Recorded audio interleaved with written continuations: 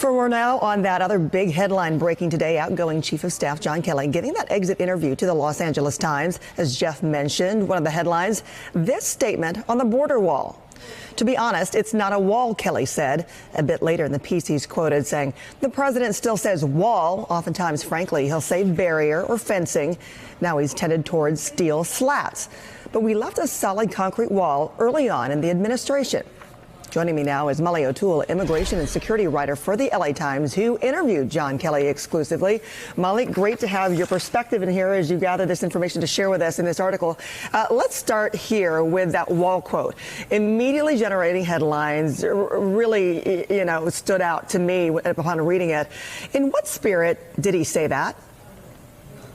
Well, we were having a sort of a larger conversation about some of the areas in which it seemed that there were distinctions between the positions of John Kelly and the president. And sort of before he joined, particularly the White House as chief of staff, as you know, he was Secretary of Homeland Security, and he had expressed some views on some of the key immigration and border security issues that the president had run and won on, had expressed some differences. And one of those was about the wall. You'll remember that John Kelly, rather early on, was sort of forced to walk back some comments in which he suggested that the president was evolving or learning on the wall issue because Kelly had talked to Customs and Border Protection, to Border Patrol agents who said, look, we don't need a 100-foot solid concrete wall. What we need is some combination of barriers in certain areas, technology, and more personnel. Well, here's the thing. When it comes to reading that line, many are reading it and going, hey, I'm kind of thinking this is him pushing back on Trump's wall rhetoric. There's that interpretation. Is that your sense? Well, I mean, we did talk about, to some extent, I referenced, of course, the shutdown and how it is primarily over the president's demands for this $5 billion for the border wall, and sort of this gap potentially between rhetoric and reality when it comes to some of these key issues. I think that probably John Kelly wouldn't suggest there's as much distance as it seems, but if the president is sort of clinging to this, frankly, his trademark of a wall, whereas others like Kelly and sort of Homeland Security professionals, border professionals on the ground are saying, well, it's not quite that, then it does suggest that there is this gap between rhetoric and reality, and it raises questions about what is politics and what is practical policy. Yeah, and of course, the big question also is, during this entire time, what was it like there with the West Wing? We've heard that there all the expectations of him being the adult in the room, but then also there's this general chaos in the West Wing also that we've been hearing of. Did he leave that impression or reject it? No, certainly left the impression, particularly at the beginning, that there was this chaos. I mean, the way that John Kelly frames his tenure, which clearly was rocky. I mean, there's lots of reports of, he called it palace intrigue, interagency rivalry. There were many reports of that were clear, some of which were contributed to by John Kelly. He's known for, being a pretty affable guy, but also having a pretty hot temper. But he made clear, at least at the beginning in particular, that there was no process in place really for briefing or informing the president, that the transition had been very chaotic, and he suggested that it had poorly served President Trump when he was making some of these key decisions at the beginning. Now, John Kelly will make the argument, sort of defend his tenure, that he brought in a process, he brought in order, and while people may not have always liked President Trump's decisions, he did his best to make them the best informed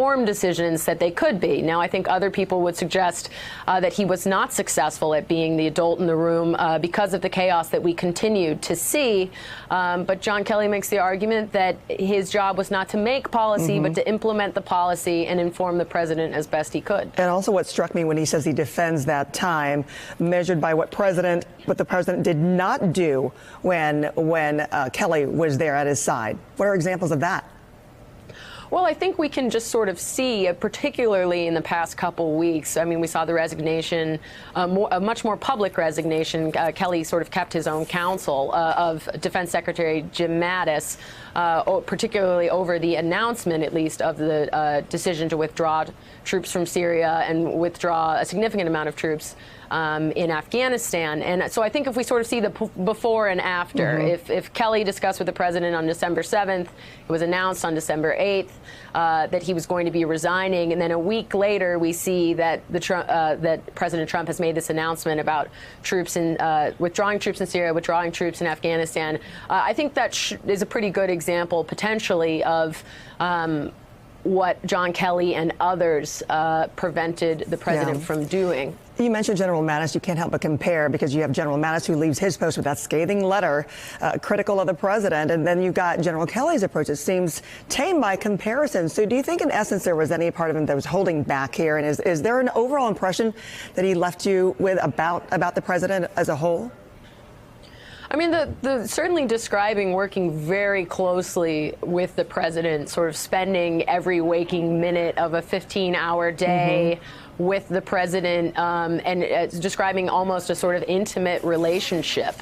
Kelly has always sort of framed himself as the good soldier taking the orders from the commander-in-chief, even until the end, you know, perhaps despite personal sacrifice, or now his legacy sort of being very closely associated with some of the controversies of the Trump administration.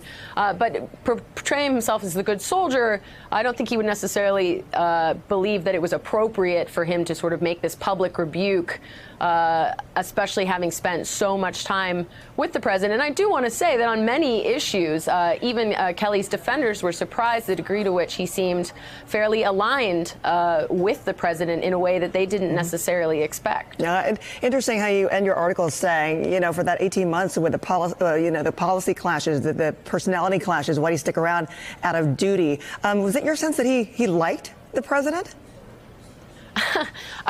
I don't think the emphasis in the interview, at least, and I think we can see from Kelly's other comments, is basically that it wasn't about whether or not he liked the president. It wasn't about his personal opinions.